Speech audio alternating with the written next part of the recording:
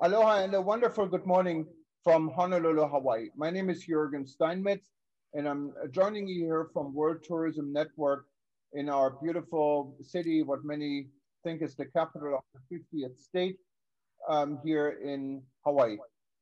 We're going to have a very special session today, and we're welcoming all our members that are participating live on Facebook, on Itobo News, YouTube, and our many other channels that are involved in broadcasting this very special session to celebrate tour guides, specifically tour guides in Washington, D.C., and honor the inauguration for President-elect Biden. Now we are 2 days before the election. There is a lot to celebrate, for many of us at least, and we're going to make the case for the travel and tourism industry. And I'd like to specifically welcome and also thank you for your hard work in putting this together. This is Robin Richmond and specifically our friend Mari Carr Donato. She is a tour guide in Washington, D.C. And without further ado, I wanted to hand over the microphone to Mari Carr to guide us through this session. At the end, we're going to have an interactive part where you can include your contribution, your comments, your questions, and we're looking forward to it. For those of you that are currently watching us on Itobo News or on any of our platforms and wanted to be live with us here at the Zoom event, you can still do this. Simply go to worldtourismevents.com, worldtourismevents.com. You find this listed and you can just still register and join us.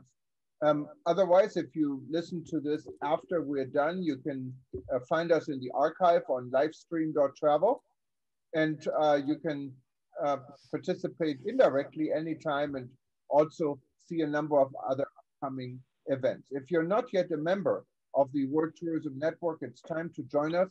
Just go to WTN.travel, World Tourism Network, WTN.travel. Mari Carr, the microphone and the floor is yours. Yes, okay, thank you, Jürgen. But before me, I'd like to have Robin, our co-host, please introduce herself and then I will take over. Thank you, Robin, and thank you, Jürgen. All right, yes, thank you, Jürgen. And this wouldn't have come about without Jürgen and actually doing a little matchmaking between Mari Carr and myself.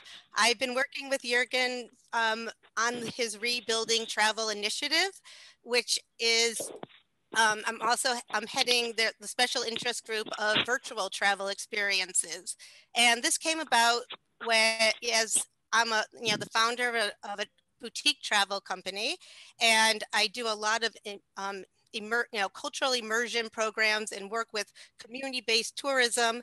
And in a lot of these countries and vulnerable communities, the pandemic has really hurt them. And so we're trying to think of something that could, help them earn some revenue. And we came up with the idea of, them being able to take the Zoom platform and share their culture and share their traditions and have almost like an intimate, group tour via Zoom. And while, I've been working on, in Rwanda and Sri Lanka and Tanzania and Peru and Bhutan, doing these programs, Jürgen, said, you should talk to Mari Carr because she is a tourist guide in DC, and she also trains tourist guides. And when he said DC, and we all kind of clicked and said, what's coming up is the inauguration.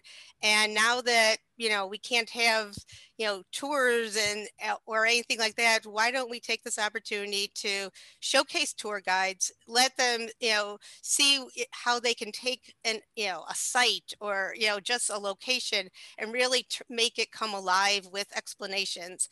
And, so I'm going to go, and I really just wanted to give that little explanation behind, this program is part, that we're doing today is, part of this effort to showcase tour guides. And, we do have a GoFundMe, like kind of tip your tour guides, which I'll share with you guys at the end. But right now I will pass it on to Mari Carr. Okay, hi everyone. Hello. It's nice to see everyone again in this platform with World Tourism Network. I'm Mary Cardonato and I'm a tourist guide here in Washington, D.C. So today is a big day. We have a panel composed of many tourist guides, local qualified tourist guides in our nation's capital. And before we begin, I'd like to introduce to you our moderator, who is Mr. Paul Costello. He and I have been working for a long, long time in designing and shaping stories for guides. So Paul, the microphone is yours.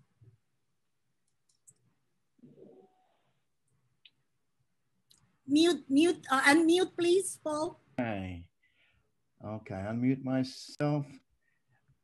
Okay, thank you, Marika, and welcome everybody. Welcome. It's inauguration time. You can see I'm wearing the right colors, but I think we should all dress up.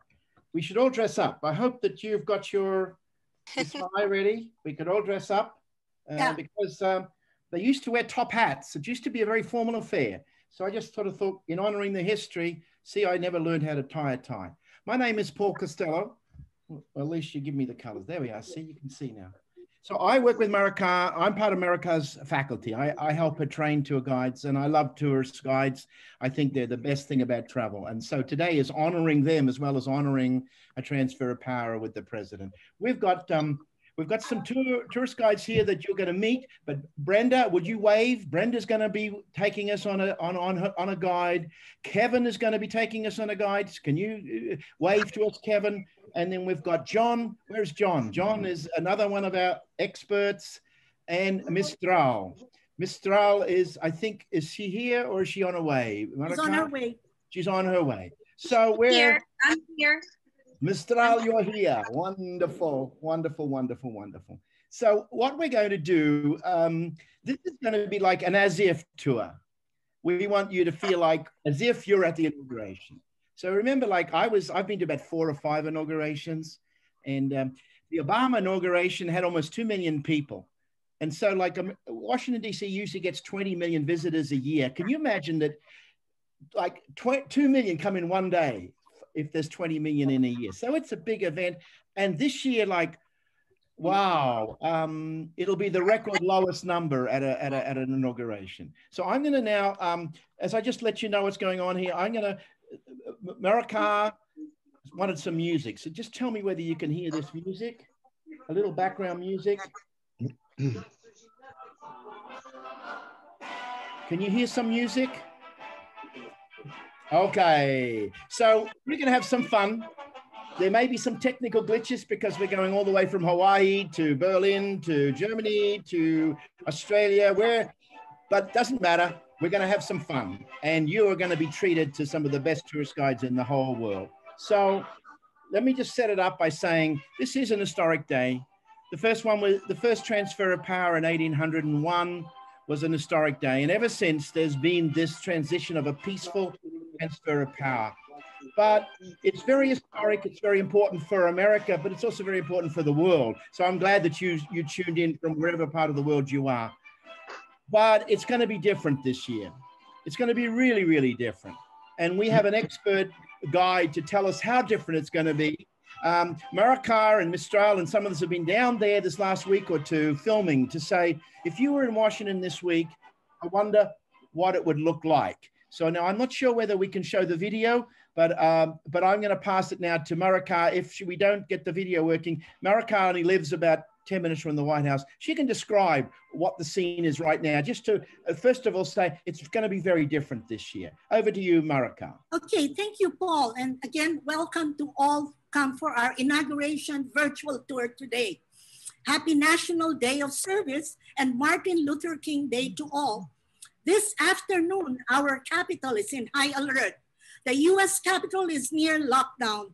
Barricade fences wrap around huge sections of the city. There are so many security checkpoints scattered throughout. Armed national troops surrounding the streets in proximity to the White House and to the Capitol. 25,000 expected to be in place by Wednesday, January 20. It's a military force larger than 5 times more than in Iraq, Afghanistan, and Syria, as the threat to the city remains high. So that is the feeling today in our neighborhood where I live, very close to the White House. And there is a lot of tension. I feel fear, but there is also hope. You know, I feel hope that some light will shine on us, you know, in our city, and that this will too shall pass, like the pandemic. It too shall pass, and, you know, we will live our happy lives again. So that is my wish for all of us today. Back to you, Paul. Thank you, Marika, and stay safe down there. Don't start a fight. There's too many soldiers around, all right? Yeah, so that's my background. be peaceful, be peaceful. So I always think that if something's been going on since 1801, we've got a depth of history to be able to compare. But I think to set the context, we need to go back to how on earth did we get here? Usually you change power by cutting off a king's head, or having a riot, or like we've seen something similar just recently. But that's not the way we do it here in the United States. But tell us, Brenda, tell us, how did this all start? What's the history? You've got some really interesting stories to share. Unmute, Brenda, unmute. Brenda, unmute. Hello, everyone. I am very glad to see you today because George Washington is my history crush. I love George Washington. And this all began with him. And, you know, of course, he was, there was no doubt who was going to be inaugurated. He won unanimously, not just once, twice. And when he went from his home in Mount Vernon to New York for the swearing in, you see that in the background here, he had a military escort, but it was honorary. No one worried they were going to hurt the hero of the revolution. When he got there, he wore his good American brown suit and his white silk stockings, and he's made history when he raised his hand and swore to uphold the Constitution. Ever since then, that's what we've been doing. Wow. Thank you, Brenda. Thank you. Yeah, I mean, I believe too, when he was riding from Mount Vernon to New York, where the first inauguration was, that a lot of the local militias just came along and rode along with him for part of the journey. Is that correct? Yes. Well, you know, he'd been working with the militia for 8 years in the Revolutionary War. He was the hero of the country, and everybody lauded him all along the way. There were dancing girls and flowers strewn, and it was a marvelous beginning.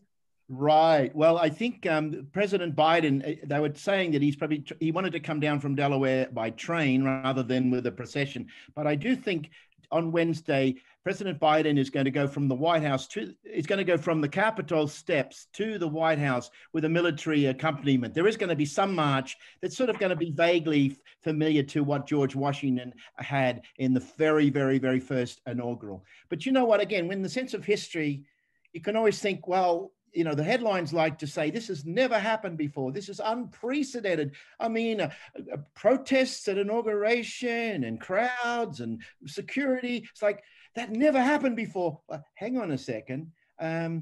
Let's transport ourselves back to a time when the country was falling apart. And I'm going to cross now to the east end of the Capitol building where President Lincoln, I think, is somewhere in the crowd about to be sworn in. John Grant, would you take over, please?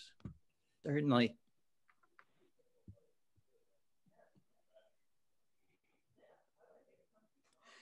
Greetings, I'm John, coming from the nation's capital, March 4th, 1861, the day of Lincoln's first inauguration.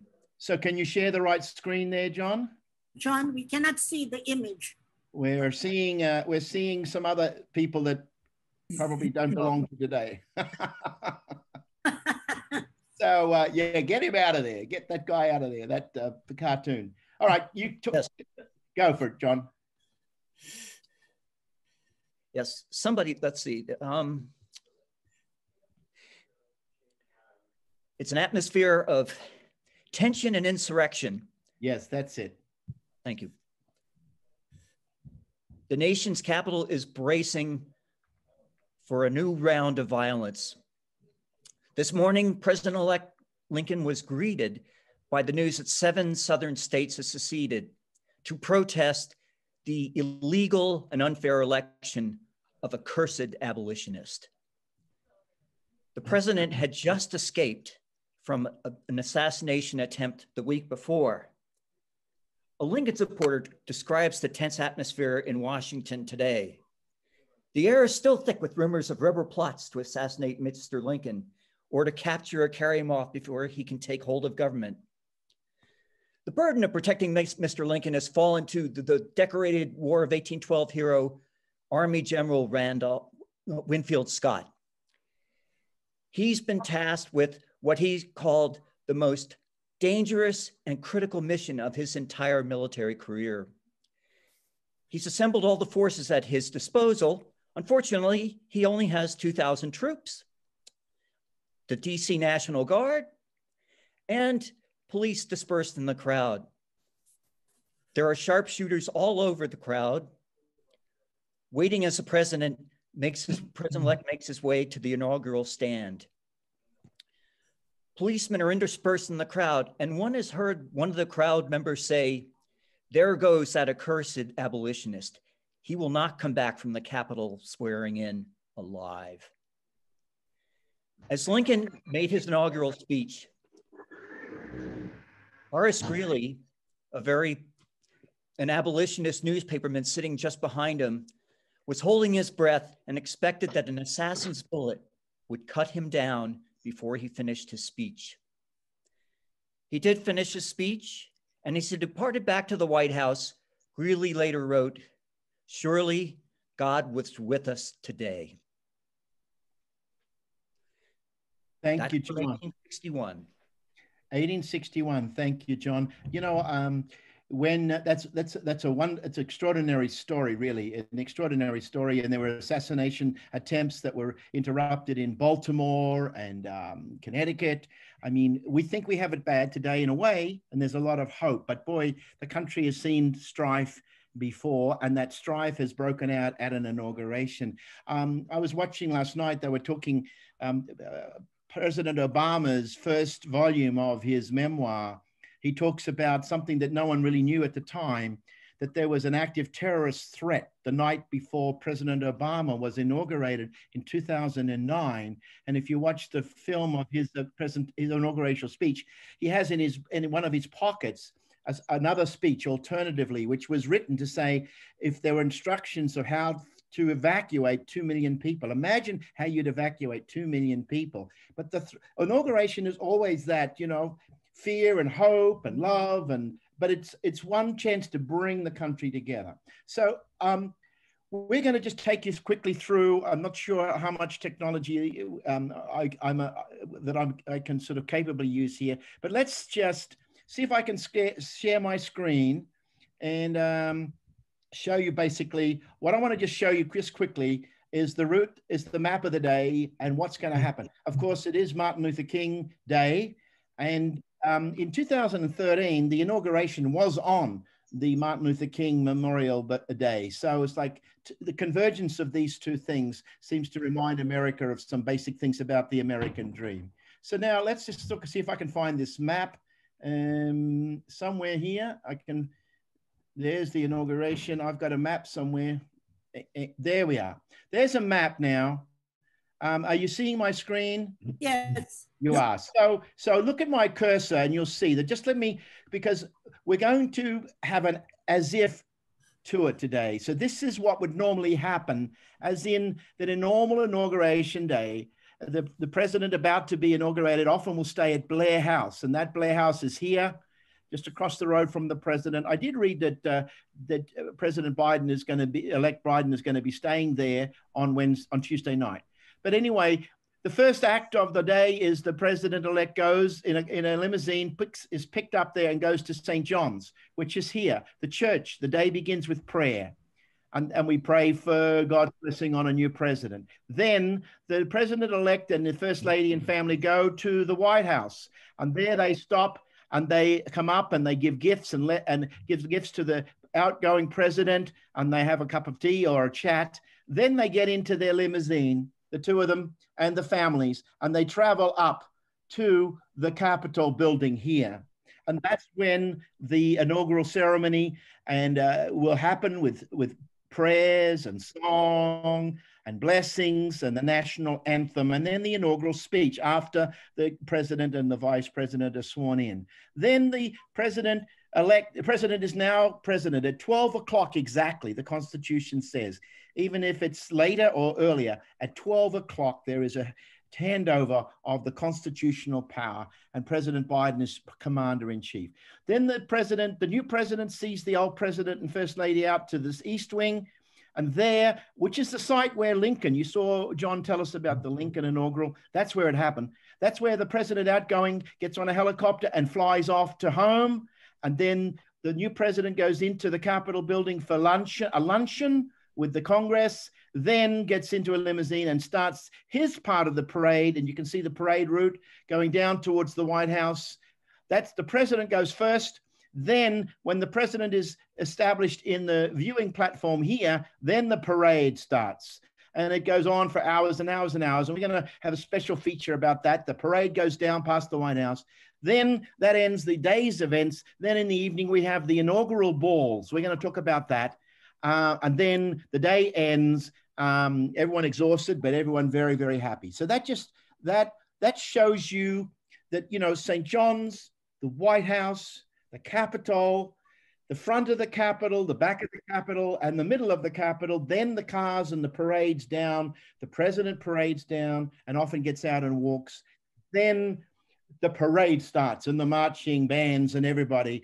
And the president is viewing that from the viewing platform that's been especially built, and then the inaugural ball. So that gives you an overall sense of the day. All right. So when we're gonna sort of stop off on that journey now, and let's just see, we've gone from Blair House and we're going to go to St. John's. So let me just show you, see if this works. I hope it does.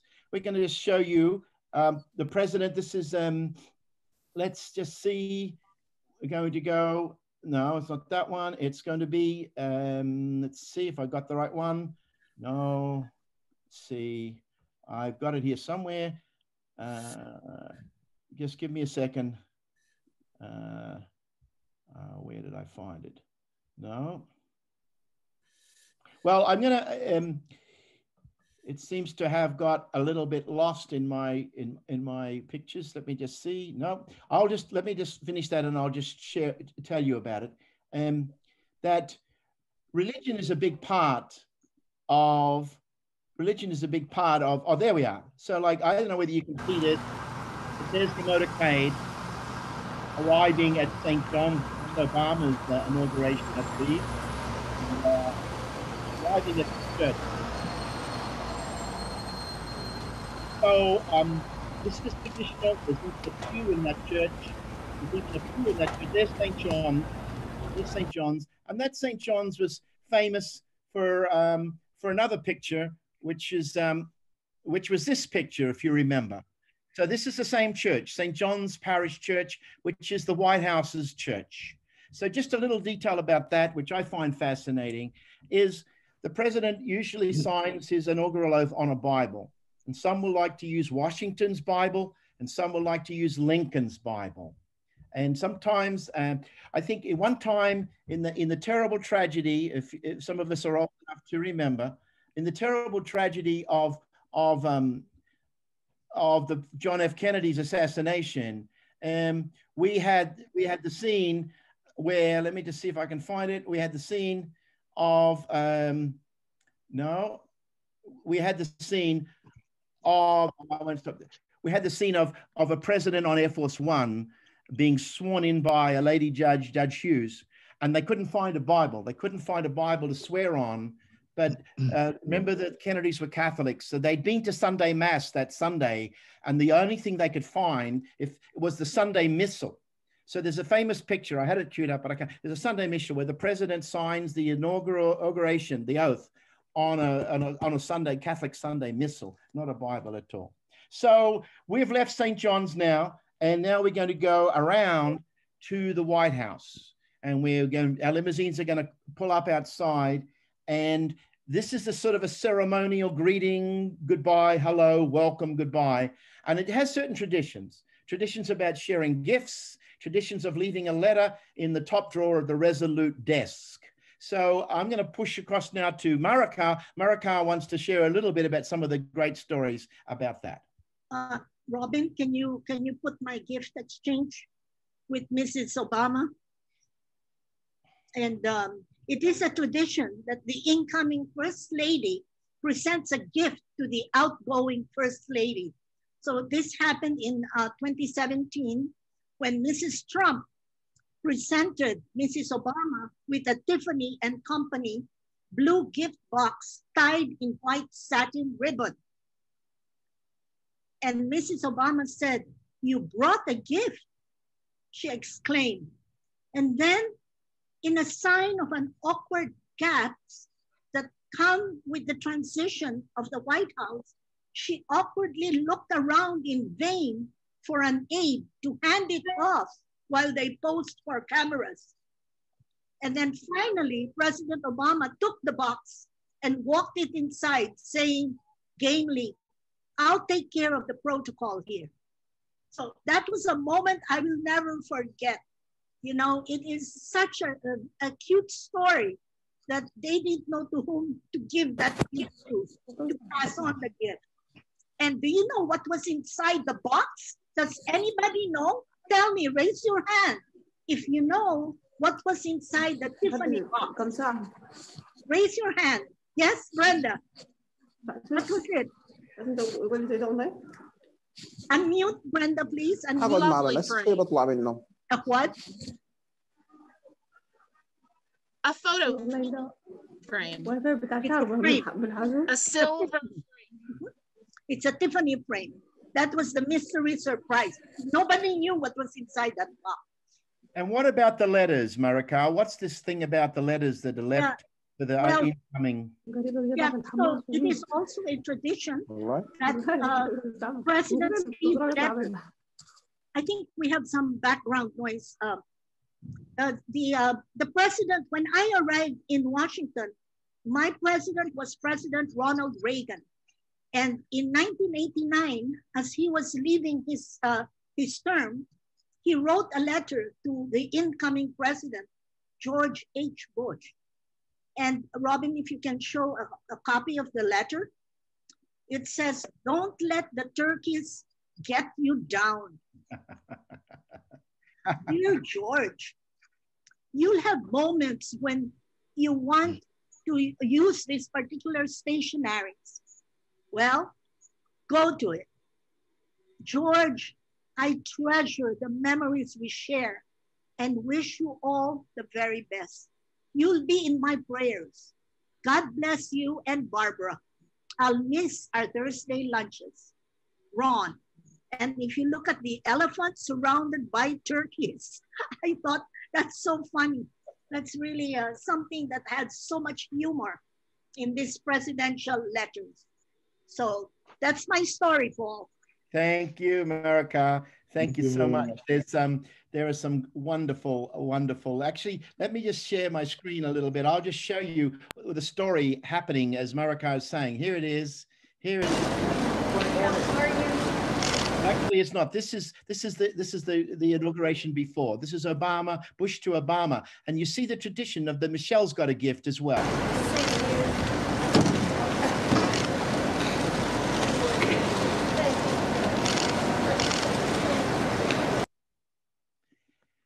So this is sort of a ritual, but it hasn't always worked quite out that way. It's not going to work out that way on Wednesday.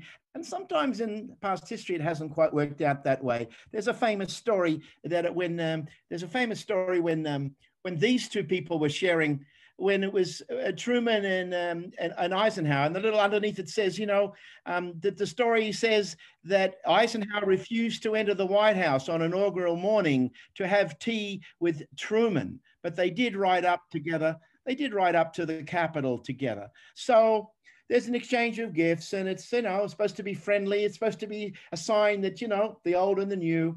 And in fact, Bush and Obama in later years become very good friends, and so did Bush and Clinton. So I guess there's hope. And one day maybe we'll see Trump and Obama in some sort of relief committee for starving children in the world. There's always hope. But then they come out of the White House, and they're getting into the limousine now to go up to the Capitol. And like, here we are. Here's a little sample of it.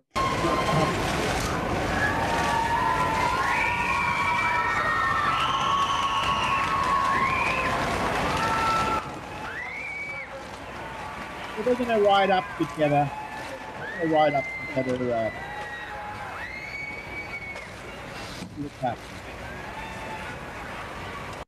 Okay. So there's great stories of, I see some presidents have chit chatter during the limousine ride. Some of them are just stone cold silent. I still remember, well, I went to the inauguration of Clinton, and they told the story that Clinton was reading his Bible. I think Billy Graham was going to give it the prayer. And he opened up Billy Graham said, go to this piece of scripture. And it was like, be a bridge builder, stand in the breach. And Clinton was reading this in the limousine as he heads up to the Capitol. So now we're going to head to the Capitol building itself.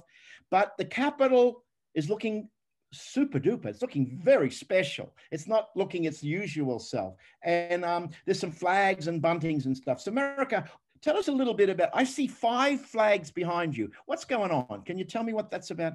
Okay, so if you can see my background, does everybody see my flags there behind? So that is the 5 bunting flags, they call it. The middle flag, okay, so everybody sees the middle flag, the 3rd flag here, okay? That represents the flag of the United States. On either side of that, right and left, is the flag of the current state of the president-elect at the time that state was admitted to the Union. And the outer flags are the original flag of the 13 states. That is the significance of those 5 bunting flags. Wow, wow. And, you know, it is interesting for those of us who are watching the news the last 2 weeks, you know, that scene 2 weeks ago was a very, very different scene. But I mean, on Wednesday, these places, you know, it's a limited inauguration, but these places will be restored to the role and the function that they were meant to play. So when it comes to the inauguration, there's usually a chairman or chairwoman of the inauguration committee, usually is the chairwoman who runs it. And it usually is, there's a prayer, an introduction and a prayer and a song, and then the swearing in, the Chief Justice, the swearing in of the Vice President, often done by the Speaker of the House, then the swearing in of the President, the inaugural address, and then there's a benediction, another prayer or a song, and then the national anthem. So that's the kind of sequence. But there's a lot of rich history here. So I'm going to push on that, you know, there's a lot to talk about, but Brenda has especially prepared some of her favorite stories about what happens at the inauguration around the songs and the prayers and the fashion. Unmute, Brenda, unmute. Brenda? Brenda? Yeah. Hello. There you are. How do you like my hat? This is what Aretha Franklin wore when she sang "My Country, 'Tis of Thee" to President Obama at his inauguration. And she did well. Of course, Aretha did well, but it was so cold that she didn't do her best. But this hat was so good that after she died a few years ago, President Obama asked her survivors, asked her estate, could he please have that hat for his keepsake? So wow. Aretha, thank you. She sang "My Country, 'Tis of Thee." Traditionally, there's a lot of opera singing going on. Now, another thing that happens is poetry. Now, it wasn't a thing until JFK asked Robert Frost to write a poem. He wrote a poem. He was an old man. He got up there, he was getting ready to read it. The onion skin paper in 1961 was smacked by the sunshine. He couldn't read it. So what did Robert Frost do? He recited a poem that he had written 20 years earlier. Wow. Now, this is someone that Maya Angelou is somebody that you will remember. She was asked by Clinton to write a poem, and she wrote the most remarkable poem. It starts out talking about mastodons and dinosaurs. And at the end of it, she has created this web of unity for the earth and for the American people. And she ends it like this. Here on the pulse of this new day, you may have the grace to look up and out and into your sister's eyes and into your brother's face, your country, and say simply, very simply, with hope, good morning. Wow. Beautiful. Beautiful.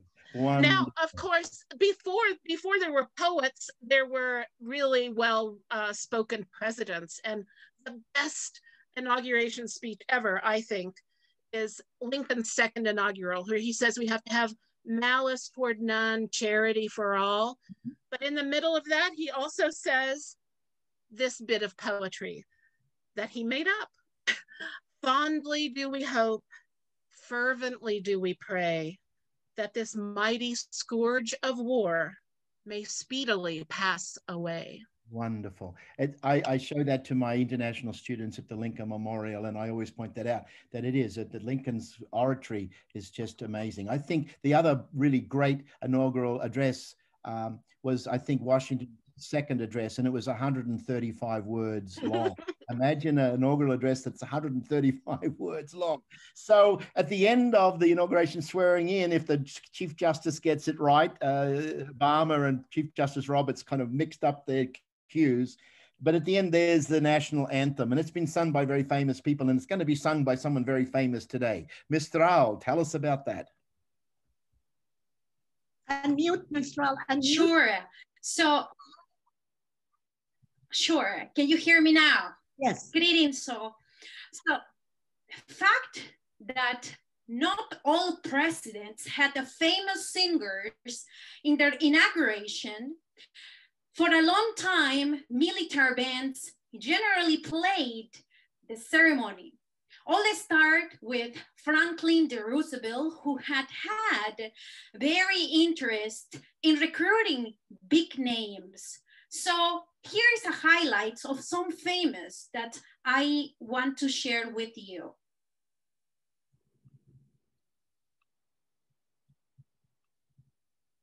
Here we see to Contralto Marian Anderson in John F. Kennedy 1961 ceremony. We have here in 1977, Cantor Isaac Goodfriend, a Holocaust survivor, in Jimmy Carter inauguration. So here we have Santita Jackson at Bill Clinton inauguration 1997. Of course, Beyoncé, who performed at the platform for Obama, Jackie Evancho, the Donald Trump inauguration, and now this year we have Lady Gaga at Joe Biden inauguration this 2021. As we can see this year, no singer and entertainer who perform and talk about the issues of love, togetherness, and freedom, and fighting oppression, they want to represent that message. So that's a beautiful thing, because they are the voice of change, the voice of America. Back to you, Paul. Thank you, Mistral. Thank you, Mistral. So let's revisit some quick moments here. So, you know, the swearing in is honoring. Right.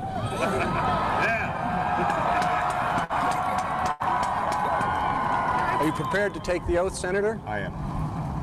I, Barack Hussein Obama, do solemnly swear. I, Barack Hussein Obama, do solemnly swear. That I will execute the office of President to the United States faithfully. That I will execute Faithfully, the office of President of the office of President of the United States faithfully. So we, to the best of my. So yeah, they had to go back. They had to go back to the White House the next morning and do it again because they slipped up on a word. They slipped up on a word. So there's the inaugural speech that goes on, and then the crowning moment is the singing of the national anthem. Mr. Earl, how are your tonsils? Do you want to treat us to the famous people and you give us a rendition for our inauguration? Sure, indeed, I would love to. So here is a piece. For the ramparts we watch, we're so gallantly streaming, and the rocket's red glare, the bombarding in air, gave proof to the night that our flag was still there. Oh, say does the Star-Spangled Banners yet wave o'er the land of the free and the home of the brave. Bravo, Mistral, bravo. Bravo, bravo. Wow. So let's just thank you, Mistral. That is so beautiful. I'm not sure who's going to sing it on Wednesday, but you sure think it's going to be sung with great pride. And great Lady Gaga. Who's going to be singing it? Lady Gaga. Lady Gaga. I was going to be singing it on Wednesday. Yeah, wow, that's going to be worth seeing. So now let's keep rolling along because the next thing is an inaugural speech. So here's an oldie but a goodie. Let me assert my firm belief that the only thing we have to fear is fear itself. Now that might be appropriate for today too. And then this is another swearing in that I told you about where it's Judge Hughes swearing in President Johnson on Air Force One, and his hand is on a Sunday missal, not on a Bible at all. And then this is the famous one that I'm sure everyone... Fellow Americans, ask not what your country can do for you. Ask what you can do for your country. So, and then it's time for the president to say goodbye to each other. And this is President Obama seeing off President Bush. If they go to the Marine One and go to Marine One, and the Bushes fly off to their next, back to Texas, really. Actually, in that scene, someone was sort of lip reading what President Bush said to Laura as they got into Marine One, the big helicopter, and Bush is saying to Laura, "Come on, Laura, let's go home." Just a lovely little moment of transition of power. So now, inside we go and have the luncheon, and it's kind of funny because for all the there's a luncheon official until there's a photo of it. So there we are. Mr. President, now it's official. I present to you the photograph of your inauguration. There we are. See, I always think it's kind of like Congress and the president begin in a honeymoon. So there's Chuck Schumer, head of the Democratic Senate minority leader, toasting to President Trump. I mean, like, isn't that amazing? It's a honeymoon. Like Congress and president begin by having lunch together. And then it goes downhill from there, maybe. I don't know. But then it's the parade time. It's parade time, and the new president goes in for lunch, then comes out and gets in the limousines and goes on the parade route down Pennsylvania Avenue to get in position. And he'll walk and people will cheer, and he'll get to the White House, and then he'll go onto the viewing stand and watch the parade pass by. So we have our own expert here who's going to take us on that journey. Kevin, welcome to our show and take us away. Okay, let's see what we can do here. The parade starts from the east front of the Capitol after the luncheon. Just for reference, the speech takes place on the west front looking down the mall. They go on to the other side, the east front, where the inaugurations used to take place. That's where the ex-president then leaves. And then they actually have a small military parade. The existing presidents will review, if they pass in review. And then let's see if this works here. Can you see the Trumps getting into the parade there, into the car? Yes, we can. Okay, so that's the Trumps getting into what they refer to as the Beast, the presidential limo. And then the trip goes, they actually leave, they depart the east front of the White House, go out the north side of the Capitol, turn left onto Constitution Avenue. It's about 1.5 miles that they're gonna go between the Capitol and the White House. And they go down along and you have there are several beasts there, accompanied by Secret Service agents, keeping an eye on things. It's a little bit what the head of it looks like from the back, heading out on Constitution Avenue toward the White House, looking back toward the White House. It's kind of two views of the same thing. And all along that path, about 1.5 miles, there are people lining the streets. So they have security. They've got stanchions up there. There's security all the way along. They put up grandstands. Sometimes people just sit on the curb. There's some years, going through all the pictures, some years there's a little less security. Some years there's a lot. There's more and more every year. But as they turn onto Pennsylvania, they encounter, one of the first things they encounter here is the Canadian Embassy. So this is a view of the staff of the Canadian Embassy with some Royal Canadian Mounted Police. The man right here with the white hat, the white hair is the Canadian ambassador, and they're standing on the steps of the Canadian Embassy on Pennsylvania Avenue. Actually, according to international law, they are in Canada now. And if you come visit Washington, you can go stand on these steps and you can be in Canada too. But the mounted police giving the salute on Pennsylvania Avenue as saluting to the president. Looking back, and moving a little bit ahead and looking back, you see the parade coming along. The two buildings on the left, the one on the nearest us is just an office building.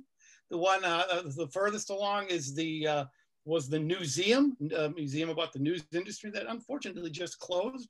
But you'll notice you'll see on the right-hand side, you'll see people on the street and in the grandstands, and on the left-hand side, they're on the roofs of the buildings. The Secret Security who are in charge, the Secret Service who are in charge of security just loves this, but there's not much they can do. So they do have police, all the local police organizations help out. And there are people on those stands and on those roofs and in those stands, same view from a slightly different spot. And here's some people again, on the roofs of the office buildings watching the parade. Some get to go sit inside. My very own sister-in-law is a lawyer, has an office on Pennsylvania Avenue, and stood in the window and watched the Obama parade with my niece and nephew. And of course, when I called her, said, "Oh no, I don't have any pictures, so I can't share that." There's a tradition started by this man, President Carter, of walking. Before then, they would ride in the cars, or they would ride in convertibles, or now that they're riding in secure cars, now they get out. Carter, in order to make a statement, because he was going to be a different kind of guy, and in the post-Nixon era, he walked the entire way. Walking along here, that's him and his wife and Amy, who's about 11 there, I believe. And here they are again walking along. Amy was 11 or so and got cold and went and sat in the car and rode. I'm not going to walk anymore. The Reagans, the Bushes, the Obamas. I think this is the second term. Chelsea's a little older. The Bushes, the second Bushes, and the Obamas. You'll notice that the Obama girls aren't with them.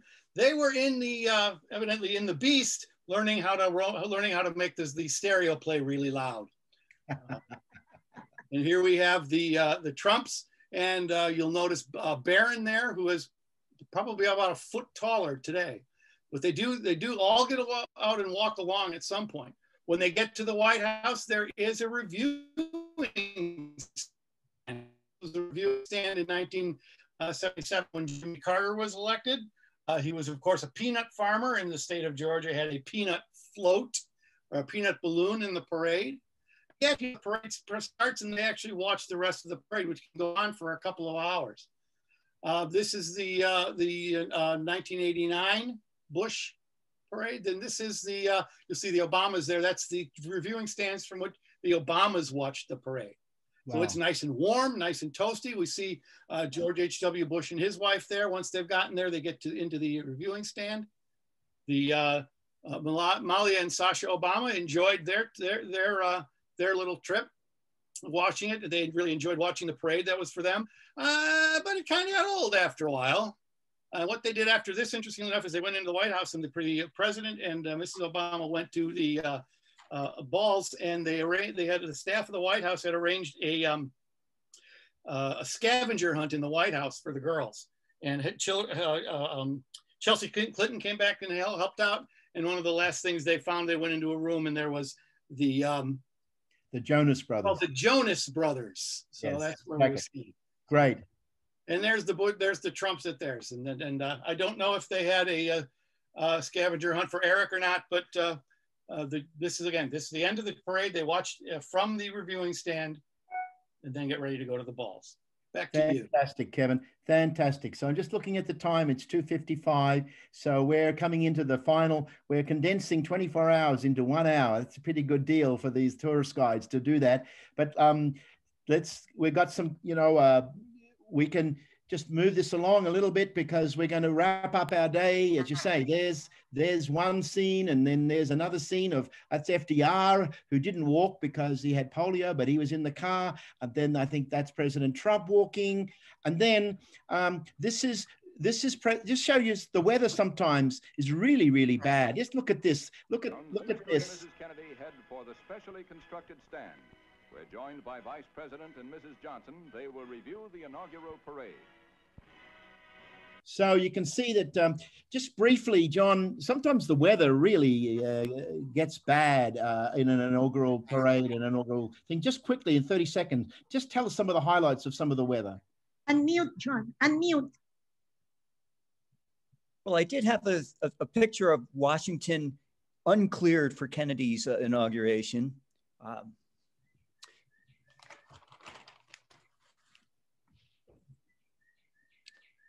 Wow, look at that. Yeah, this was the night before inauguration, Kennedy's inauguration. They were calling for a light dusting. They got a foot. It left about thousands of cars stranded, and the streets were all covered. In fact, the press was saying the inauguration might have to be canceled, at least the parade. Well, overnight, the National Guard, the Army Combat Engineers, the DC Sanitation Department, and 1,700 Boy Scouts worked night and day with shovels and plows and cleared the way. Wow. What could have been a disaster turned out to be one of the best days in Kennedy's administration. Wow. So I think one of President Reagan's inauguration was so cold that they had it inside. And some of them have had up to almost 10. I think William Taft in 1909 had almost 10 inches of snow. Imagine how that would put a dampen on things. So listen, we're rolling on for the day. Oops. John, who's sharing the screen? Somebody sharing the screen? Okay, that's great. So now we're going to move on to the really, really fascinating finale of the day, which is the inaugural balls. And Brenda, why don't you come in here, tell us where they started, and you've got some really, really good stories that you love to tell, and then I'm going to ask Mistral to do the same. Over to you, Brenda. All right. Well, I think I'll take a piece of the fashion that happens at the balls. And you see here in the center, there's a blue dress.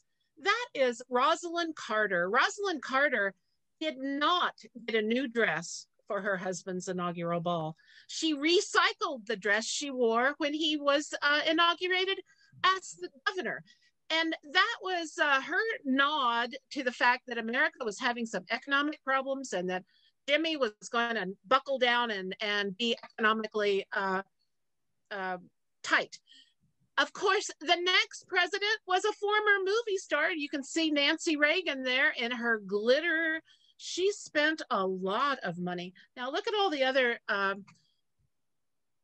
lovely first ladies there. You might want to especially remember these two, though. This is,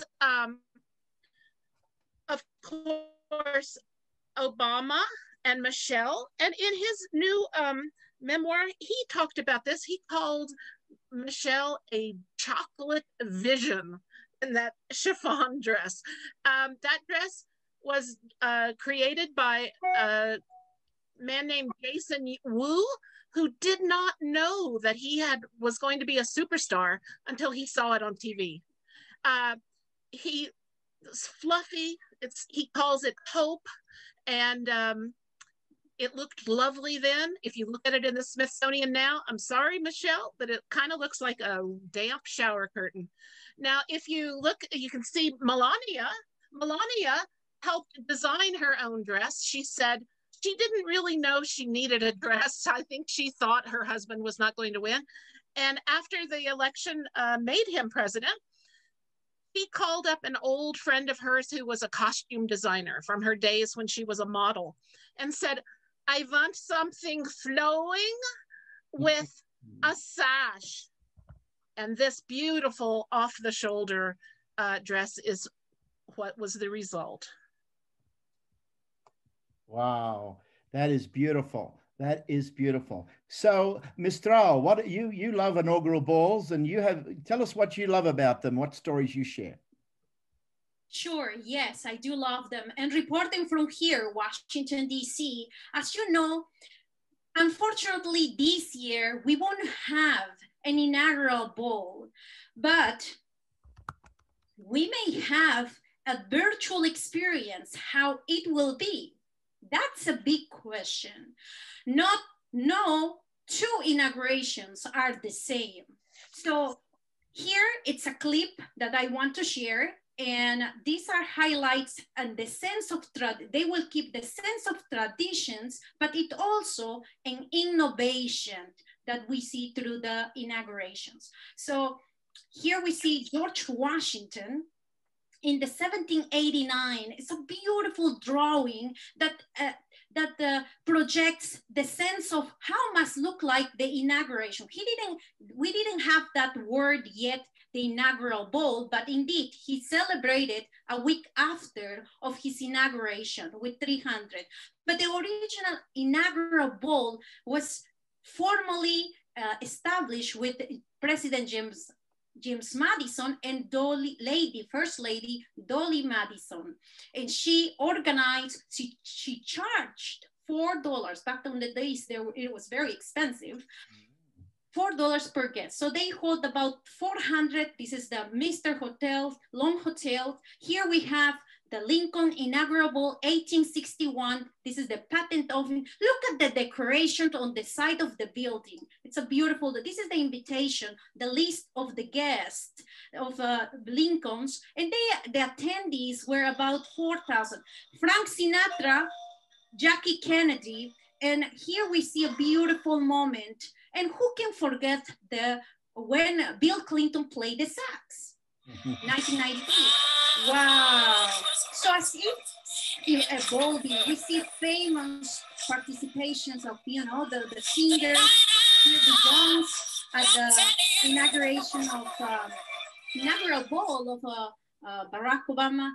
There won't be a ball gowns. That's a big news this year. Should the female Vice President Kamala Harris start a new collection of swearing in fashion to give it to the Smithsonians? Do we care? So of course, here we see for sure, this is a turning point, an opportunity to rethink the inaugurations and the future scale that incorporating technology to engage more Americans in a particular experience, in a participative experience, not just a viewer. So definitely this going to transform for future generations to come.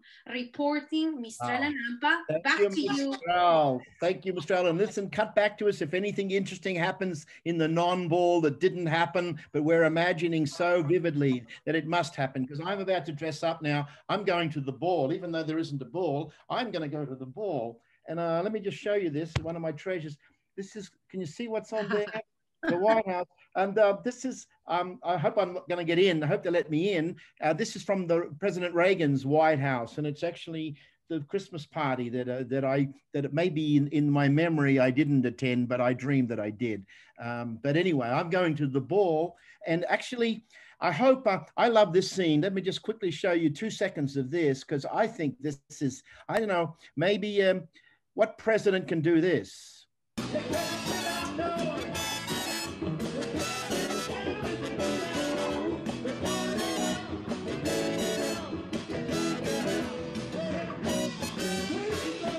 Wow. I mean, yeah, and imagine, Paul, that you are dressed perfectly, because there is a huge line to get into this event. Absolutely. Yes, and so now I'm pretty sure it won't be missed, those lines in this weather. So just before we're coming to the close now, we're coming to sort of conclude and allow you to sort of do reaction. But there's one other quick story I've got to share with you. Like, again, history doesn't repeat itself, but I remember I wasn't old enough. Maybe, John, you weren't old enough too, but there's a story about a ball that went terribly wrong, and it was at the White House. And I believe there were 30,000 people at it, almost as many people at the ball as there are soldiers in Washington this week. Can you just quickly, 30 seconds, whose party was it and what went wrong? Yes, this was for Andrew Jackson, 1829. He was the first president elected from the Western frontier, and he invited all of his fellow frontiersmen to come celebrate in Washington.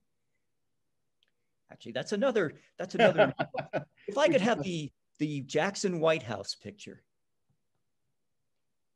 That's anyhow, the party that went wrong. Yes, well, anyhow. Behind me.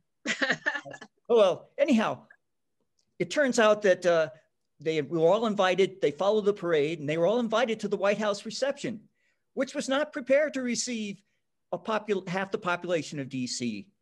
So the guests proceeded to help themselves to all of the, actually it will be, check before that. Actually, the happy crowd proceeded to consume all the food and beverages and ransack the White House for any souvenirs they could get. President Jackson was spirited out the back window while his guards distracted the crowd with a keg of open whiskey. Oh. Yes, and Jackson went across to another tavern in Alexandria where he celebrated his inauguration. There it is. Peace. Now there's what you call an ominous crowd gathering before the White House. Yeah, wow. After that, they changed the reception protocol. No more receptions as a centerpiece for the festivities. Wow. You know what? It's like when we saw the scene 2 weeks ago and they said this is unprecedented. It's the last time this has happened like an invasion since 1814 when the British burnt down the Capitol and the White House. But then history reminds us that, in fact, a local crowd of Americans who were just partying went in and wrecked the White House back then in Andrew Jackson's time. I'm always looking at Antique Roadshow, because I just think there's so many families in America that have got antiques from Andrew Jackson's White House. And I bet you they're not game to show it because they'll realize that their great-great-great-grandparents might have been at that party that went terribly, got out of control. So listen, as we conclude then, I just think, Kevin told the story really well. And I love it's a story that there's kids and there's dogs. There's kids stories of the inauguration, and there's dog stories, just for a little lighter note as we conclude. So I just love that story that that this is, as Kevin said, Michelle Obama and the staff decided they'd have a treasure hunt for the two girls to get to know the White House, right? And they were leading through the rooms and the rooms and the rooms, and they were having fun. I think one was 4, one was 7. So they're kids in a White House. Imagine that. Imagine being in the White House. And then, as Kevin said, the last surprise was that they went into the East Room, and there were the Jonas Brothers. Here, let me show you. Let me hang on. Can somebody share this? Someone's sharing the screen, and I need to share the screen. Okay, all right, that's good. Let me just show you the, this is, there they are, the Jonas Brothers. And you can imagine the night before they'd been to a big kids inauguration concert. The Obamas initiated a kids inauguration. So that was a real special moment. I think Ronald Reagan's daughter, Lucy, was exploring the fireplaces in the White House, and she almost set the place on fire. They had to come in there and put out the fire because she didn't know exactly what she was doing. While everyone else has partying, she's trying to keep warm by opening up the fireplace in the many fireplaces in the White House. And the great story about Tad Lincoln. One day, Tad Lincoln he rang all the bells in the White House together. I mean, he was a he is a crazy kid, a fun kind of kid. But there's one other thing that the Biden inauguration will be remembered for as unprecedented. There is something unprecedented. And I'm going to show it to you now. I wonder if anyone guesses. President Biden already did it last night, but I don't think it's ever been done in a White House inauguration before. Does anyone guess what it is? I'm going to share the screen, see if you can, this is what it is. It's a new term now in the language. It's a new term in the language, and it's called the dog. It's the dog inauguration. Yeah. There. Major, his name, the dog. The dog is being inaugurated. It was inaugurated on Sunday night. It's the first shelter dog that's ever been in a White House. And so there's an dog. How do you say it, Marika? In dog we trust? No. Well, inauguration, not other than inauguration. So look, I tell you, let me finish up then. It's, what time is it? It's 3:10, so it's 70 minutes. We've given you this tour. We hope you really enjoy it, and we hope that the tourist guides have proven to you that they're indispensable. They're wonderful people. They're fun. They're knowledgeable. They love their history. Next time you come to Washington, when things clear up a little bit, please, we want to show you our city. We want to relive this. But a couple of years ago, I wrote a book called The Presidential Plot. And the chapter ends, let me just read from that just briefly. But after the president and the first lady in all their finery head out in the evening to attend as many of the inaugural balls as they can. The first lady's gown will draw much attention, and the sight of the first couple on the dance floor will thrill the onlookers, proud to see such a fetching couple as their first family. And so the day of triumph ends appropriately in an evening of pomp and splendor as the president starts to get used to hearing "Hail to the Chief" as his entrance antiphon for every formal occasion from then on. But after the ball is over, the limousine might not become a pumpkin and the horses might not become mice, but our new head of state returns to a quiet White House, just waking to the dawn of a cold winter morning as the sun comes up and the fairy tale ends. His first working day begins in the Oval Office with security briefings and the urgency of filling the vacancies of what amounts in size and budget to 10 multinationals, finding CEOs and managers and secretaries and assistant secretaries for each of them, and some 3,000 other political appointments that are essential if the government is to keep working again under his leadership. There are judges to appoint, ambassadors to dispatch, friends and donors to reward for their efforts to get him elected. And for the thousands of Americans in uniform, he is the new commander-in-chief and who has pledged to keep them safe and get them home. Whatever the glamour of winning the highest office of the land, it is soon a distant memory as the real work begins. And so I just want to sort of say, it's a beautiful day on Wednesday. It's a fantastic day. We celebrate, even if restricted, even if there's 20,000 National Guard there, we kind of say, this is America. This is the best of America. We start again. America starts again. I think that's the definition of America. America's definition is it's the nature that starts again, a new beginning. But then on Thursday, you better believe it, Senate, House, everything starts, and we got to pray for this guy. We really got to pray for this guy. We party on Wednesday and pray on Thursday because he's got a big job ahead of him. So listen, that completes our segment. I'm going to hand it back to Robin, but I want to thank you for your attention and thank you for being on our tour, As If tour. I hope you've enjoyed it as much as we've enjoyed delivering it to you. And back to you, Robin, at CNN headquarters. Well, thank you so much. And I have to say, you guys, I mean, all the information and the stories and, everything that you added just really brings all that back to life. And I know from now on, when I listen to, you know, or watch even the inauguration, I'll know like little bits and pieces from the past. And, you know, and again, that's what, you know, tourist guides do, is they really add the stories and the flavor to, you know, to really a location, an event or anything. And it's all, you know, as I said before, it's all part of this effort, you know, particularly during the pandemic, for, you know, tourist guides who, you know, pretty much, you know, have the, you know, have their,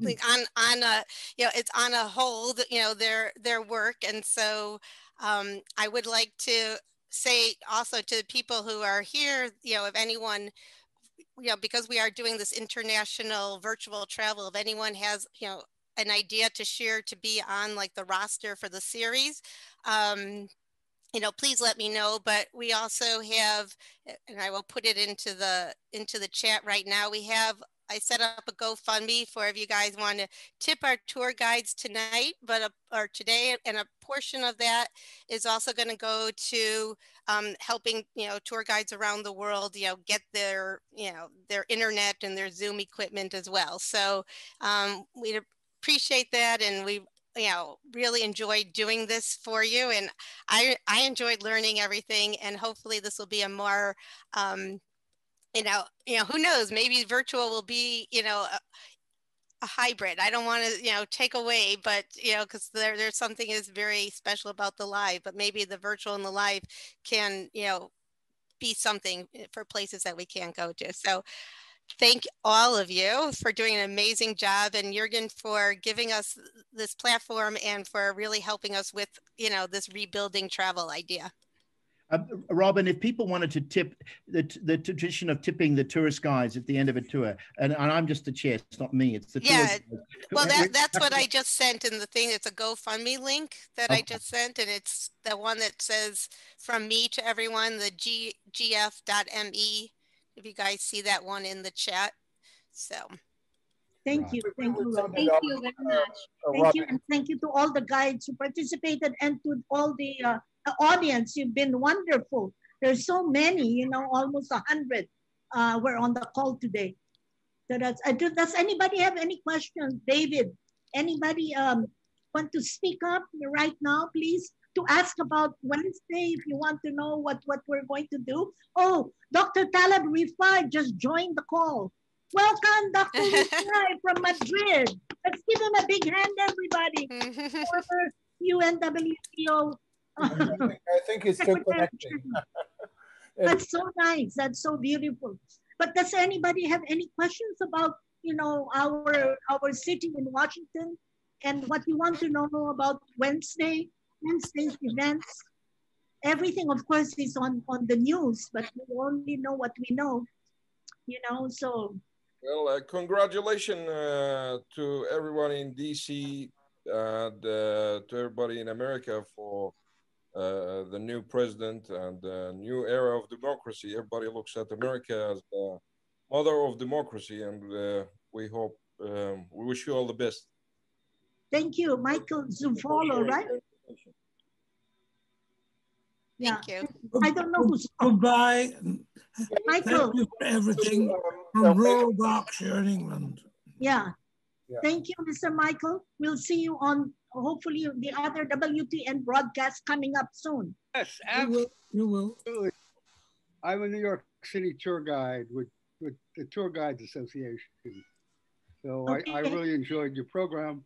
I'd like to hear more of it, or if you would mind, add me to your mailing list. I'd like to, you know, join in. Sure. Yeah, and you guys, may I also just come in for a minute? Marika and Robin and Paul and Brenda, Kevin, Mistral, John, everyone, thank you and mahalo, we say here in Hawaii, for this session. This was wonderful. We made America proud in just 1 hour, and this is amazing. And yes, everyone who's on this call, we have your email and we have your contact address. So we will send you also the GoFundMe page information. We'll send you a copy of this video, and you'll find it on livestream.travel anytime you want to. Anyone who wanted to say something or comment, you still have the chance. I see Basong is raising his hand, but let me just also recognize, and Marika did this already, Dr. Taleb Rifai, our co-host for many times, to say a few words. Taleb, you missed a wonderful session in the beginning, so we will send you the information, but thank you for joining. Not at all. I'm very, very sorry. I got mistaken by the hour. It's 1 hour behind here in Spain. Oh, no. You will see it, but I can tell you this was a wonderful session. We have. I'm sure it was. I'm sure it was. Talented tour guides. With all the wonderful people that are there, of course. Thank you so much, Jürgen. Yes, I don't have much to say. Yeah, and I know Taleb knows the importance of tour guides very well, and he has, I think, he's from Jordan, and Jordan is one of the countries you really also need a tour guide, like in Washington, D.C. I have to say, I've been to Washington a few times, and I never had a tour guide. I thought I can do it all on my own. I was so wrong, so wrong. Yeah. I tell you, next time I go to Washington, be our host. Definitely will call. We can host you. I will be your personal tour guide to Washington, D.C. Yes, please come. Everybody come. Everybody, you're welcome. Maybe in the summer of 2021, when the pandemic goes away, you come, we have a party. We know how to party. We're party people. I know.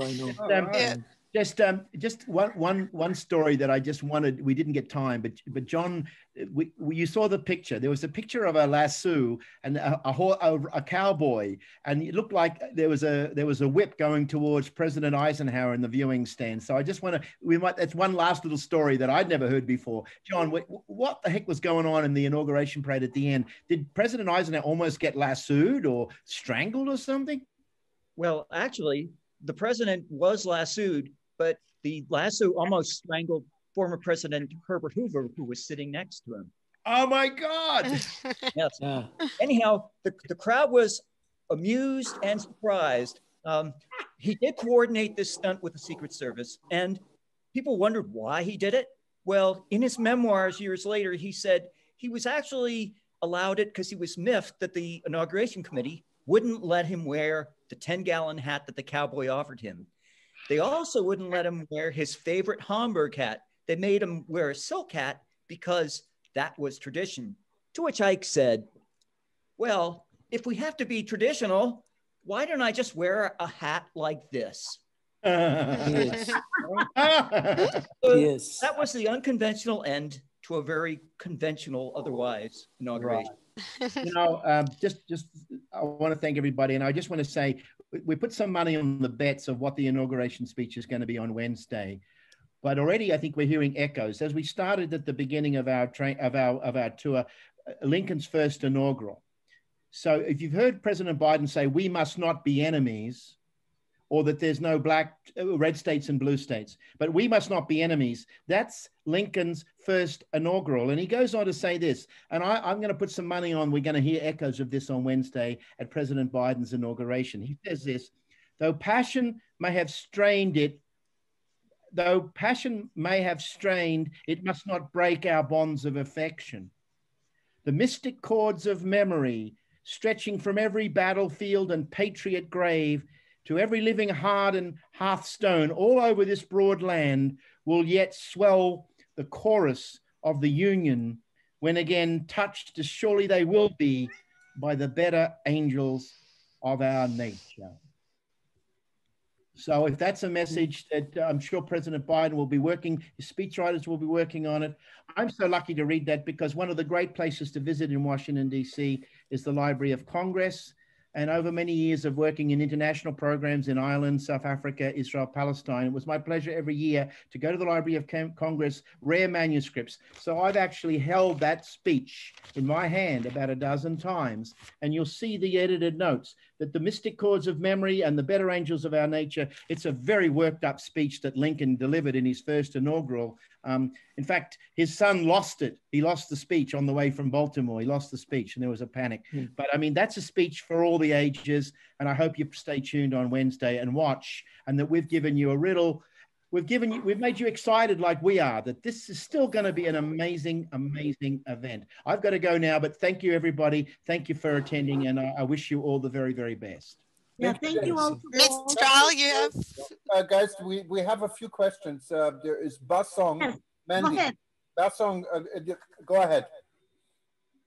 Well, I just wanted to share, as Paul mentioned, this is gives us a new spirit, good vibes that we are feeling on this year with Joe Biden, which his theme, it's actually that they announced it, it's America United. So we truly feel it, that this is going to be a turning point for us. We're very proud of America. We're very proud of America in spite of everything we've seen. We're very proud of it. And we're all looking forward to Wednesday. Yes, we're waiting. And Basong, Mendy, you had raised your hand patiently. Go ahead. Basong Mendy, I was so impressed. I was so emotional. We cannot hear you. I'm sorry. I say I'm Basong Mendy from Cameroon, residing in Abuja. I learned a lot today. I was very impressed. I call this a 5G meeting because I never knew of a virtual guide, and I got to know this today. Very impressive. I learned a lot. I must admit that, and I want to thank you all.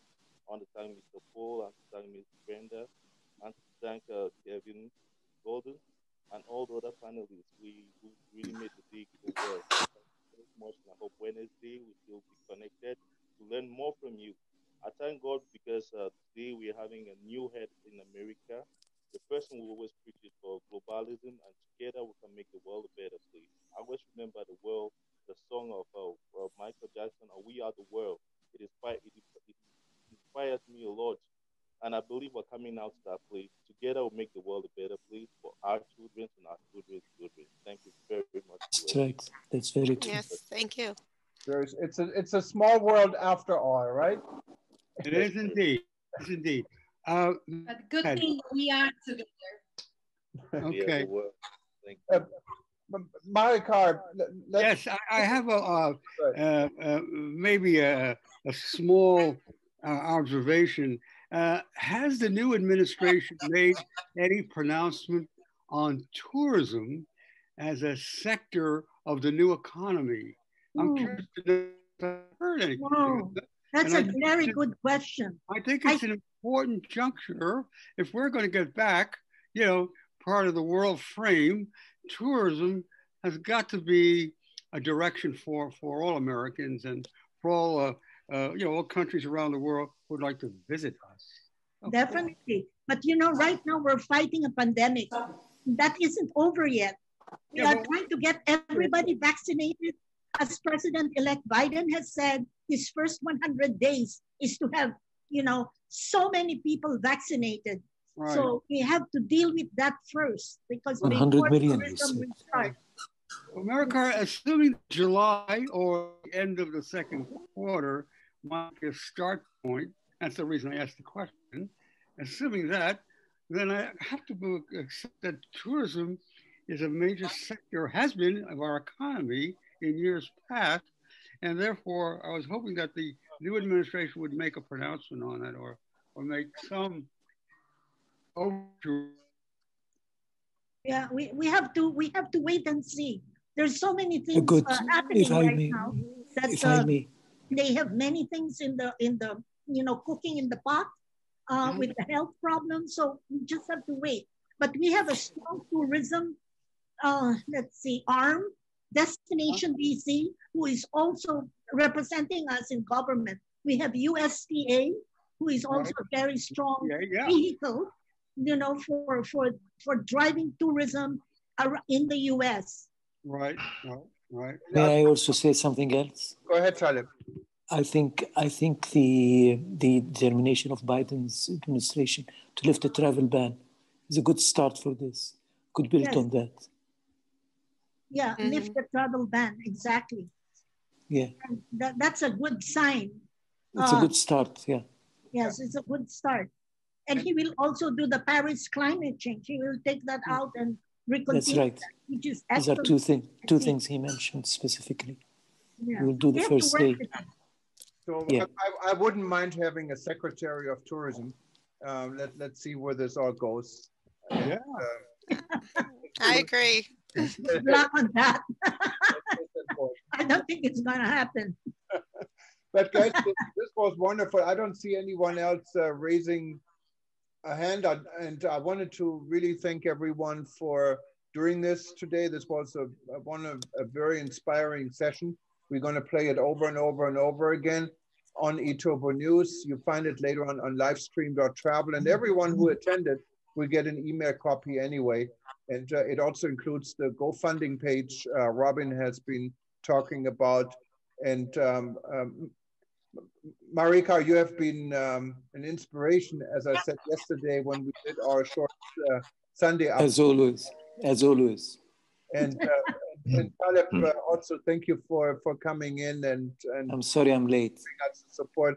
Not a problem at all. But I wanted to say again, thank you and aloha, mahalo, and we can do this again real soon. You guys stay safe, stay healthy. Yes. I give Marika the last word. Yeah, we can have more virtual tours if you want about Washington, about anything you want. We can do it. We are tourist guides, so we are here to serve. Okay, so we are ready for you at any time, 24/7. We're awake. We're ready to go. Can I have the last smile so I can take a picture of all of us? Yeah, can we have everybody come close to the camera? You know, we will have a nice photo, family photo. Okay, 1, 2, and 3. Family photo. Thank you to WTN. And yes, thank you. Moving forward, we hope for a better tomorrow. Okay, we will do this together. So congratulations to the president-elect and the first woman vice president to the office after 100 years. My goodness, it took that long, my Lord. 100 years. Finally, a woman comes in. Woo, woo. About time, yes. It's about time. Bye, everyone. Thank you, tour guides. And again, if there's any other tour guides from all over, and want to contact me about doing a virtual program, I am welcoming all, to really expand our series. So yeah, and during the intersection, Robin and Monica started a virtual tour guide intersection. You find it on WTN.travel. You can join. It's free. Anyone who's a member, and if you're not a member, of course, you should become a member at WTN.travel. And we would love to have you on board. Yeah, thank you again. Thank you, Jürgen. Thank you, Taleb.